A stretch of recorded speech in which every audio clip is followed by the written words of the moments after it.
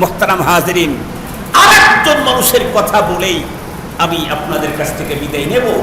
কোরআনে পাকের সাথে সম্পর্ক এতটাও রাখতে পারে নাই। কোরআন তেলাওয়াত করবে, কোরআন মুখস্থ করবে, কোরআন দেখে শুদ্ধ পড়বে, এই জাতীয় কোনো সম্পর্ক করতে পারে নাই। তবে কোরআনের সাথে তার একটা সম্পর্ক আছে, সেটা হলো মুহাব্বতের সম্পর্ক। সিরিয়াস মুহাব্বত করে আল্লাহর কোরআনকে।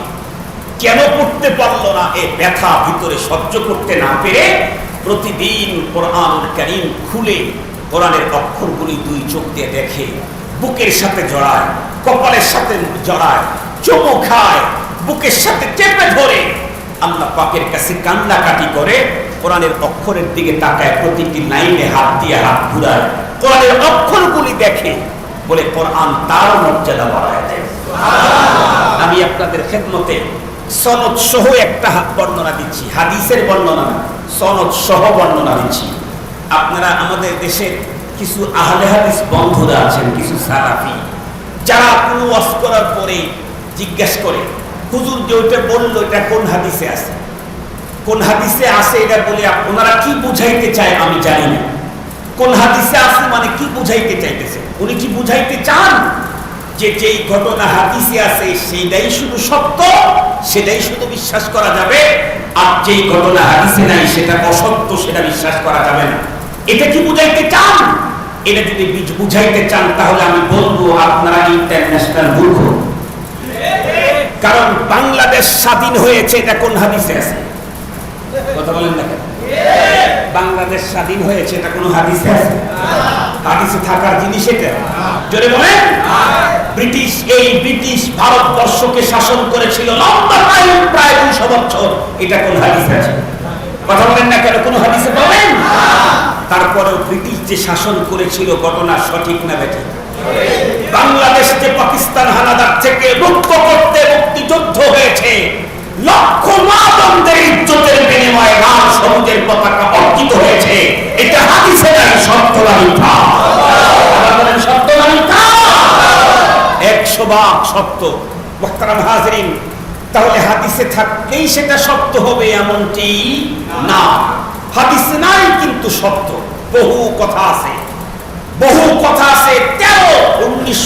2013 সালে সাপ্রাতে উলামায়ে কেরাম আল্লাহ রাসূলের ইজ্জত রক্ষার জন্য ব্লগারদের বিপক্ষে আন্দোলন করতে গিয়েছিলেন, এটা হাদিসে আছে। সত্য না মিথ্যা? জোরে বলেন, সত্য না মিথ্যা? তাহলে ঘটনা যদি সত্য হয়, হাদিসে থাক আর না থাক, সেখান থেকে যদি নসিহত অর্জন করার মতো হয়, এটা বলতে কোনো বাধা নাই।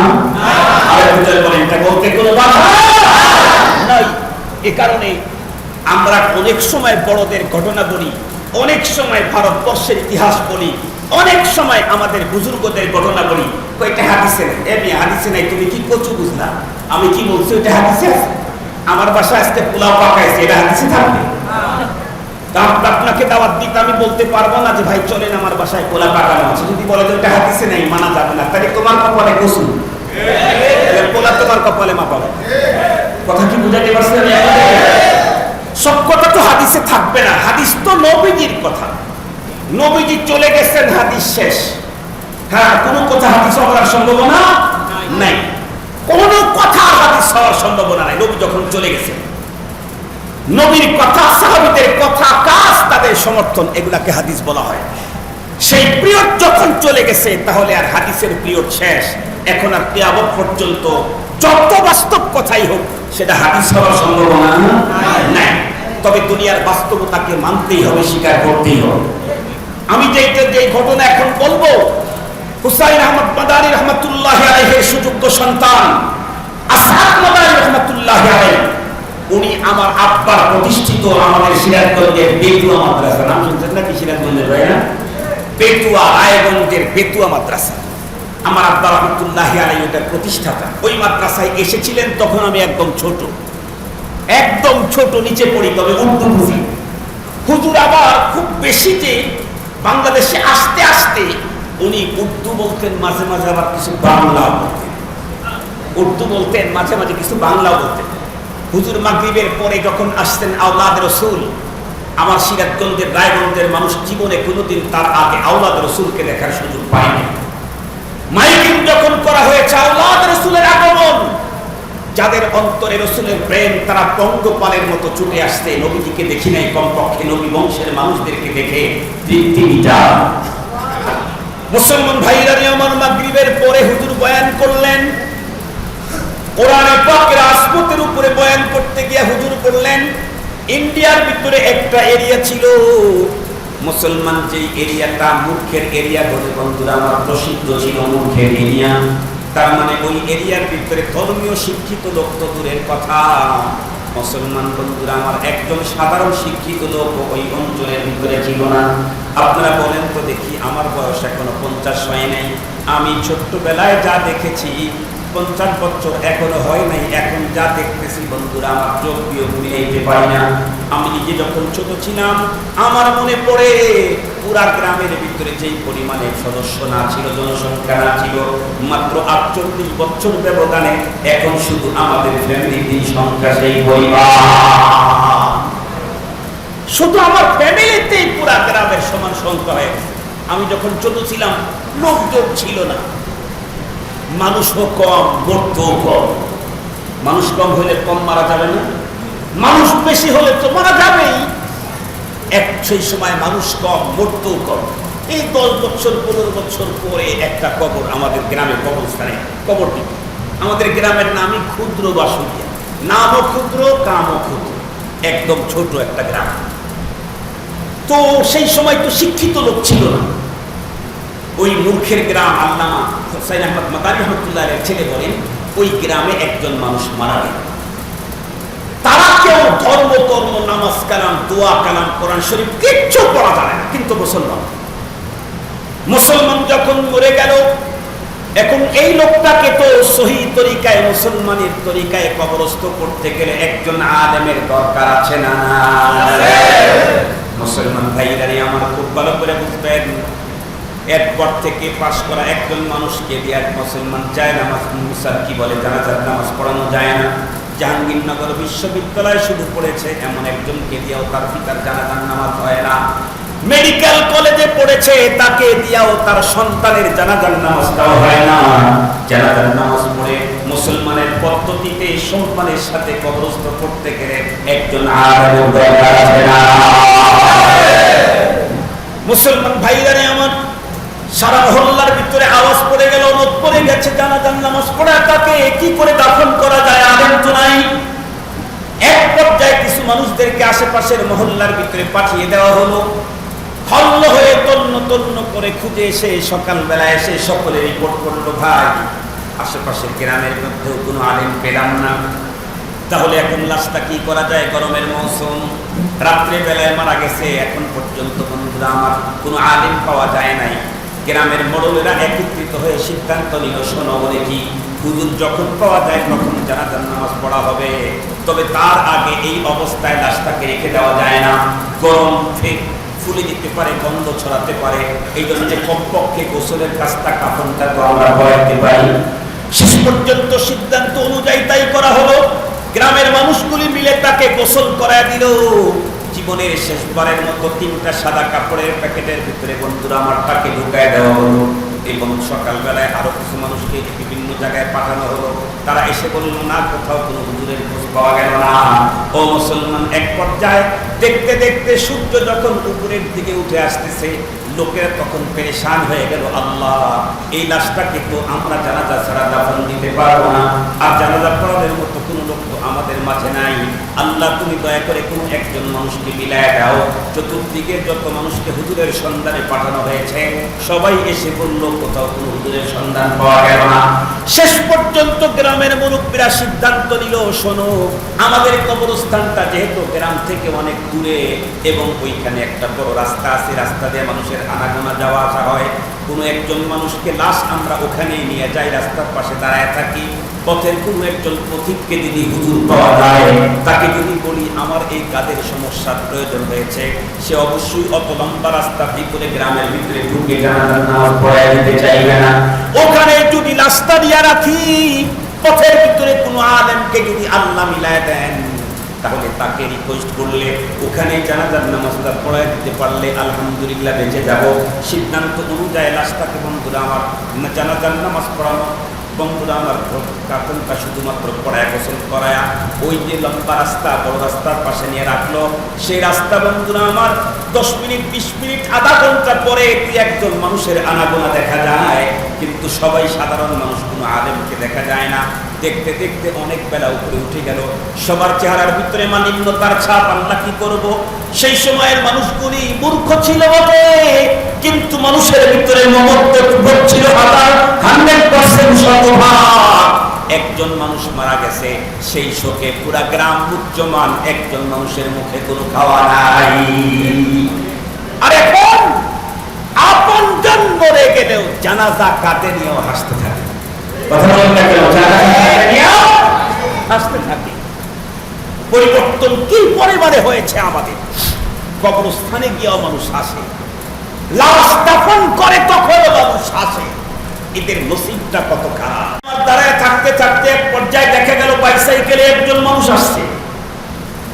তখন তো বাইসাইকেল এখনকার কাপ্টারের মতো, হেলিকপ্টারের মতো, কারণ তখন তো বাইসাইকেলওয়ালা মানুষও ছিল না। দূর থেকে লোকটাকে বন্ধুরা আমার দেখতে পেরে এরা ভালো করে লক্ষ্য করে দেখলো না, লোকটাকে তো হুজুর হুজুর মনে হয়, কারণ মাথার মধ্যে টুপি, মুখের ভিতরে দাড়ি, পরনের ভিতরে লম্বা পাঞ্জাবি। লোকটা যখন বন্ধুরা আমার আস্তে আস্তে একদম কাছাকাছি চলে আসছে, লোকটার নজরে পড়ে গেল, কি রে এনা দেখি সামনে একজন মৃত মানুষের লাশ।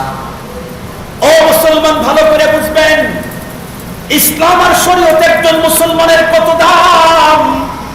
ইসলাম আর শরীয়তে একজন মুসলমানের কত দাম। জিন্দা মুসলমানের দাম সহজেই বোঝা যাবে, মরা মুসলমানের দাম ইসলাম আর শরীয়ত বর্ণনা করে দিয়েছে। দেখো, কোন মানুষ মরে গেলে তাকে গোসল করাতে হবে বটে, কিন্তু গোসল করতে জোরে জোরে তার শরীরের উপরে কখনো মলতে যায় না। এই মৃত মানুষ তার সম্মানের দিকে লক্ষ্য করো, সম্মানের দিকে লক্ষ্য করো। ওকে যখন তোমরা কাঁধের উপরে বহন করবে, নেচে নেচে হেঁচে দুলে দুলে তাকে নিয়ে যাও না। অধিক সম্মান দিয়ে সম্মানের সাথে তাকে দ্রুত গতিতে যাও বটে, কিন্তু সম্মানের সাথে তাকে কাঁধে বহন করো। মুসলমান, একজন মৃত মুসলমানের এত দাম যদি আল্লাহর কাছে হয়, জীবন্ত একজন মুসলমানের দাম আল্লাহর কাছে কি বলবা। আজকে তো সাধারণ মুসলমানকে সম্মান দেব তো দূরের কথা, নিজের বড় ভাই, নিজের চাচা, বাবাকে তো সম্মান দিতে চাই না, অন্য মুসলমানকে সম্মান দেব তো দূরের কথা। মুসলমান সেদিকে যেতে চাই না। আল্লাহর বান্দা যখন দেখলেন কিরে সামনে না লাশ দেখা যায়, অমনে গাড়ির থেকে নেমে গেলেন সম্মান প্রদর্শন করতে গিয়ে, হাঁটি হাঁটি পা পা করে সামনের দিকে চলে আসতেই আল্লাহর বান্দা ওই গ্রামের মানুষগুলা বন্ধুরা আমার চতুর্দিক থেকে তারা গিয়ে ফেললো। ডাক্তার বলতেছে, ভাই বলে কি আমরা এই মূর্খের গ্রামে বাস করি, আমাদের গ্রামের লোকটা গত রাত্রে এতটার সময় মারা গেছে। গতকাল থেকে পর্যন্ত হন্য হয়ে পাগলের মতো খুঁজতেছিলাম একজন আলেম, যে লোকটা জানাজার নামাজ পড়ায় দিতে পারে, এখন পর্যন্ত আমরা পাই নাই। শেষ পর্যন্ত লাশটাকে নিয়ে গ্রাম থেকে অনেক দূরে মেন রাস্তার পাশে এসেছি, আল্লাহর কাছে দোয়া করতেছিলাম, হয়তোবা আল্লাহ পাক রব্বুল আলামিন আমাদের দোয়া কবুল করে আপনার মতো একজন যোগ্য মানুষ পাঠিয়ে দিয়েছেন। একটু প্লিজ আমাদের এই লাশটাকে জানাজা করায় দেয়া যান, তাহলে আমরা তাকে মাটি দিতে পারবো, তারপরে আমরা ঘরে ফিরতে পারবো না, পারবো না। আল্লাহর বান্দা ঘড়ির দিকে তাকায় বলতেছিলেন, সরি আমার দ্বারা এটা সম্ভব না, কারণ আমি একজন পুলিশের সোর্স, আমি একজন পুলিশের চাকরি করি, আমার ডিউটির সময় অত্যাসন্ন, আমি তোমাদের জানাজা করতে গেলে আমার ডিউটি মিস হয়ে যাবে, আমার সমস্যা হবে। লোকেরা তখন কান্দায় ভেঙে পড়লো, এক পর্যায়ে তাই পায়ের উপরে যখন পড়লো, আল্লাহর বান্দা পুলিশের ওই সোর্স, তখন মানবিক কারণেই সে রাজি হয়ে গেল, ঠিক আছে জানাজা পড়ায় দিই। মুসলমান এক পর্যায়ে উনি জানাজা পড়ায় দিলেন, পাশেই কবরস্থান। জানাজা পড়ানোর পরে উনি যখন চলে আসতে চান, গ্রামের লোকগুলি তার পায়ের উপরে পড়ে কান্নায় ভেঙে পড়ে ডেকে বলে, হুজুর কমপক্ষে আল্লাহর ওয়াস্তে লাশটাকে কবরের ভিতরে কোন তরিকায় শোয়াইতে হয়, কোন কথা বলে লোকটার মুখের উপরে মাটি দিতে হয়, কোনটাই তো আমাদের জানা নাই, একটু আল্লাহর ওয়াস্তে মেহেরবানি করে এই কাজটা করে দেন। মাটি দেওয়ার সূচনা করে আপনি আপনার চাকরিস্থলে চলে যান, আমরা চিরকৃতজ্ঞ থাকবো। আল্লাহর বান্দা পুলিশের সোর্স শেষ পর্যন্ত বাধ্য হয়ে উনি বন্ধুরা আমার কবরের ভিতরে নামালেন। এরপরে গ্রামের মানুষগুলিকে মাটি দেওয়া শুরু করে দিয়ে উনি চলে গেলেন। গ্রামের তাম মানুষগুলি মাটি কমপ্লিট করে দিয়ে স্বস্তির নিঃশ্বাস ছেড়ে যখন বাড়ির ভিতরে গিয়ে একটু আরাম করলেন, খাবার খেলেন, এমন মুহূর্তের ভিতরে তারা দেখলেন ওই যে কিছুক্ষণ পূর্বে, কয়েক ঘন্টা পূর্বে যেই পুলিশটা তাদের গ্রামের মৃত মানুষের জানাজা পড়াইয়া দিয়া এরপরে কবরের ভিতরে নামায়া তাদের উপকার করেছিল, এখন দেখতেছেন গ্রামের ভিতরে সেই লোকটাকে ঘুরতে দেখা যায়। আল্লাহর বান্দারা আগায় গেলেন, বললেন ভাই কি হয়েছে আপনার? আপনি তো সেই ব্যক্তি যেই ব্যক্তি আমাদেরকে এত বড় মুসিবত থেকে মুক্ত করে দিলেন। উনি তখন বললেন ভাই আমি একটা সমস্যায় পড়েছি। বলে কি? উনি বললেন দেখেন আমি একজন হতদরিদ্র মানুষ, আমার লম্বা ফ্যামিলি, এতগুলি সদস্য, আমার চাকরির যাবতীয় পেপারসগুলি আমার পকেটের ভিতরে ছিল। আমি যখন অফিসে গেলাম পেপারসগুলি বের করতে পকেটে হাত দিয়ে দেখি আমার যাবতীয় চাকরির কোনো কাগজপত্র নাই। আমি তখন কাগজগুলির সন্ধানের পিছনে চলে এলাম, আপনাদের দেওয়া কবরস্থান পর্যন্ত এলাম, কোনো জায়গার ভিতরে কাগজগুলি পেলাম না। আমার দৃঢ় বিশ্বাস আমি যখন আপনাদের ওই লাশটাকে কবরের ভিতরে নামানোর জন্য বুকের উপরে হাত রেখে যখন দোয়া করার জন্য উপর হয়েছিলাম, তখন আমার পকেট থেকে কি যেন পড়লে মতো মনে হলো। তখন আমি ওইভাবে আমি জিনিসটা নেই নাই, কারণ তখন তো আমার মাথার মধ্যে পেরেশানি ছিল। আমার দিন বলতেছে আমার যাবতীয় কাগজগুলি আপনাদের ওই ব্যক্তির কবরের ভিতরে পড়ে আছে। কথাটা শুনতেই আমার মূর্খ মানুষগুলি মনে হয় যেন আসমান তাদের মাথায় ভেঙে পড়লো। হতাশার সাথে তাকায় দেখে বলল ভাই তাহলে এখন কি করা যায়, কি করতে পারি আপনার? আল্লাহর বান্দা পুলিশ তখন ডেকে বলল ভাই মাত্র 2-3 ঘন্টা আগে তাকে 2-3 ঘন্টা পূর্বে তাকে আমরা কবরস্থ করেছি। আমার দৃঢ় বিশ্বাস এখন পর্যন্ত লাশটা ফলে নাই, ফাটে নাই, গন্ধ ছড়ায় নাই। একটু প্লিজ যদি একটু উপকার করতেন, আপনারা আমার সঙ্গে কবরস্থানে যেতেন, কবরের মাটিগুলা সরায়া যদি ভিতর থেকে কাগজটা বের করতে পারতাম তাহলে আমার উপকার, নাইলে আমি বড় মুসিবতে পড়ে যাব। লোকেরা কথা শুনে তাদের চিত্তের ভিতরে বন্ধুরা আমার চমকে উঠল, যাকে কবরস্থ করেছি সেই কবরকে খনন করলে আবার কি হবে? আল্লাহর বান্দা পুলিশের সোর্স তাদেরকে জানায় দিলেন ভাই শুনো, বিশেষ প্রয়োজনের কারণে কবরস্থ মানুষটাকে কবরের ভিতর থেকে উত্তোলনের যদি বিশেষ কোনো প্রয়োজন হয়, তাহলে কমপক্ষে কবর আবার খনন করতে শরীয়তের কোনো বাধা নাই। লোকেরা বলল শরীয়তে বাধা না থাকলে আমাদের কোনো আপিল নেই। বলুন তো দেখি পূর্বের চাইতে এখন কি কবরস্থানে লোকের ভিড় কম হবে না বেশি হবে? সকলে চিন্তা করলো সমস্ত মানুষদেরকে কবরের ভিতরে কবরস্থ করে রাখি, এরপরে কোন কন্ডিশন ঘটে জীবনেও তো কোনোদিন দেখি নাই। আজকে 1.5-2 ঘন্টা পরে আবার কবর খনন করা হচ্ছে, দেখি কবরের কি কন্ডিশন।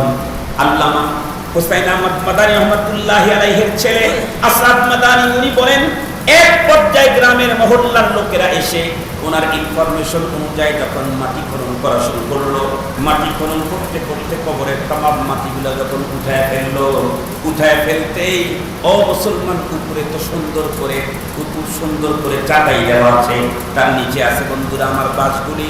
চাটাই পর্যন্ত যেতে না যেতেই কবরের ভিতর থেকে এমন সুঘ্রাণ বের হয়ে গেল যেই জাতীয় সুঘ্রাণ জীবনের কোনোদিন কোনো মানুষের নাকে ঢোকে না। কবরের ভিতর থেকে সুঘ্রাণের অবস্থা দেখে সমস্ত মানুষের উপচে পড়া ভিড়। আল্লাহর বান্দা পুলিশের সোর্স শক্ত হাতে ভিড়গুলাকে উনি কন্ট্রোল করলেন। এক পর্যায়ে উপর থেকে চাটাইটা যখন সরায় দেওয়া হলো, মাথার দিক থেকে একটা একটা করে বাসগুলা যখন উপরে উঠানো হলো, মাত্র কয়েকটা বাস সরানোর পরে কি দেখলেন আল্লাহ, মাত্র 1.5 থেকে 2 ঘন্টা পূর্বে যেই লোকটাকে নরমাল মাটির কবরের ভিতরে তাকে কবরস্থ করে গেলেন, এখন দেখতেছেন পুরা কবরের ভিতরে উন্নত মানের ফুল দিয়ে কবরটা জাম করে দেওয়া হবে। মুসলমান ভাইরা আমার বড় আশ্চর্য ব্যাপার হলো, মৃত ব্যক্তির মাথার দিকে ওই অত্যাধুনিক উন্নত মানের ফুলের উপরে তার সমস্ত বন্ধুরা আমার চাকরির কাগজগুলি সব ফুলের উপরে সুন্দর করে রেখে দেওয়া আছে। আল্লাহর বান্দা তখন বন্ধুরা আমার ওই সমস্ত লোকদেরকে ডেকে বললেন, খুব দ্রুত গতিতে শুধু আমার কাগজগুলি ওখান থেকে উদ্ধার করে আমার হাতে দিয়ে দ্রুত গতিতে আবার পূর্বের মতো করে দাও। আবার যখন পূর্বের মতো করে দেওয়া হলো, আল্লাহর বান্দা পুলিশের সোর্স এখন তার চাকরির কথা উনি ভুলে গেলেন কবরের দৃশ্য দেখে। ওনার মাথার ভিতরে তো ঢুকলো এই কথা, নিঃসন্দেহে একদিন তো আমাকেও কবরের মাটিতে যেতে হবে। कैसे कैसे ताजदार व पादशाह चल बसे, वो खजीना बाला खाना शान शौकत क्या हुई, कैसी कैसी खूबसूरत रानियां शहजादियां, कैसी कैसी खूबसूरत रानियां शहजादियां, तन बदन सब गल गया है शक्ल सूरत क्या हुई, ऐ मेरा दर्जी जहानत रफ्तानास, जाने बाइज़राइल आखिर का दानास, उसने तेरा चंद रोज आखिर फना हो जाएगा, जिस पे तेरा नाज है वो खाक में मिल जाएगा। हुस्न सूरत चंद रोजा हुस्न सीरत मुस्तकीम, इससे खुश होता है आखिर उससे खुश होता है दिल। আল্লাহর বান্দা সঙ্গে সঙ্গে তার মাথার ভিতরে ঢুকলো, দুনিয়াতে কতদিন পর্যন্ত বেঁচে থাকবো, একদিন তো আমাকে কবরের পেটে কবরের ভিতরে ঢুকতেই হবে। কোন আমল করলে আমার কবরটাকে অল্প সময়ের ভিতরে জান্নাতে ডেকোরেশন করা হবে, এই আমলটা তো আমার যারা দরকার, আমার চাকরির চাইতে এটা আমার বেশি দরকার। এই জন্য মনি বন্ধুরা আমার তখন এলাকার লোকদেরকে বললেন, ভাই এই লোকের আপনজন বলতে কে আছে, তার কাছে আমাকে নিয়ে চলো। লোকেরা বললো, এই লোক তো এমন লোক যে লোকের আপনজন বলতে স্ত্রী দুনিয়ার ভিতরে নাই, কোনো ছেলে সন্তান তার নাই, কোনো ভাই নাই, কোনো বোন নাই, চাচা বলতে কেউ নাই, দুনিয়াতে আপনজন বলতে শুধুমাত্র কেবলমাত্র তার একটা মেয়ে আছে।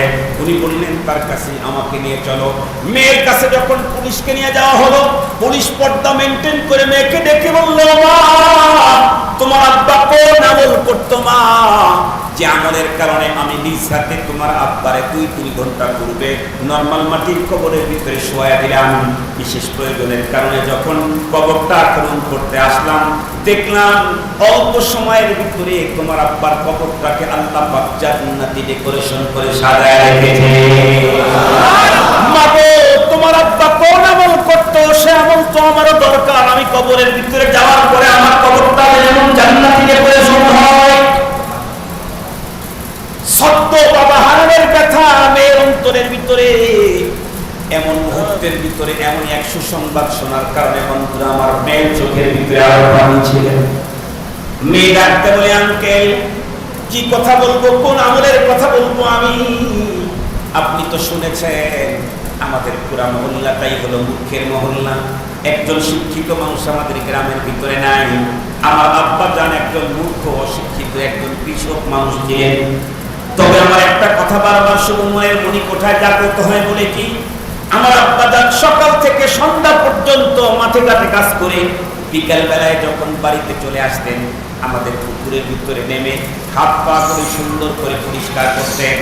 হুজুর বলতেন, ভাই কাকা আমাদের ঘরের ভিতরে টপটার উপরে মোটা একটা কাপড় দিয়ে একটা পেছানো একটা বই আছে, বইটা কিসের তা আমি জানি না, তবে আব্বা জান সারা জীবন দেখতাম ওই বইটা উপর থেকে নিচে নামাইতেন, কপালের মধ্যে লাগাইতেন, চুমু খেতেন, গালের সঙ্গে লাগাইতেন, মুখে লাগাইতেন, এরপরে বইটা খুলতেন, প্রতিটি লাইনের নিচে হাত দিয়ে বলতেন, ये भी सच कहा, ये भी सच कहा, ये भी सच कहा, ये भी मेरा मौला का फरमान है, ये भी मेरा मौला का फरमान। এটাও সত্য, এটাও মহাসত্য, এটাও মহাসত্য, এটাও আমার আল্লাহর কথা, এটাও আমার আল্লাহর কথা। পুলিশের সোর্স তখন ডাকতে বললেন, মাগো কোন বই পড়তো, সেই বইটা তুমি আমাদেরকে আমার কাছে একটু পাঠিয়ে দাও। পুলিশের সোর্সের কাছে যখন বই পাঠিয়ে দেওয়া হলো, উনি হাতে নিয়ে খুলে দেখলেন, আল্লাহ একটু অন্য কোনো বই নাই না, দেখি আমার আল্লাহর কথা। দুনিয়ার কোন কবি সাহিত্যিকের রচিত কোন বই না, কোন ভলিউম, কোন গ্রন্থ না, এটা দেখি আমার আল্লাহর কালাম। উনি তখন বন্ধুরা আমার চোখের পানি ছেড়ে ডেকে মেয়েকে ডেকে বলবো, মাগো আর কোনো প্রশ্নের জবাব তোমাকে দিতে হবে না, আমি বুঝতে পেরেছি তোমার আব্বা আল্লাহর কোরআন তেলাওয়াত শিখবে, কিন্তু শেখার মতো কোনো মানুষ সারা জীবনে পায় নাই। এই জন্য কোরআনের প্রতি অধিক মুহাব্বত আর আস্থা বিশ্বাস নিয়ে কেন কোরআন তেলাওয়াত করতে পারতেন না, এই ব্যথা নিবারণ করার জন্য প্রতিদিন আল্লাহর কোরআনের অক্ষরের দিকে মুহাব্বতের নজরে তাকাইতেন এবং মহাসত্য হওয়ার ঘোষণা দিতেন। এই কারণে আল্লাহ পাক রব্বুল আলামিন তার মর্যাদা এত বাড়ায় দিলেন, তাকে কবরের ভিতরে রাখতে দেরি হলো, কিন্তু তার কবরটাকে আল্লাহ পাক জান্নাতে প্রবেশ করতে দেরি করে না।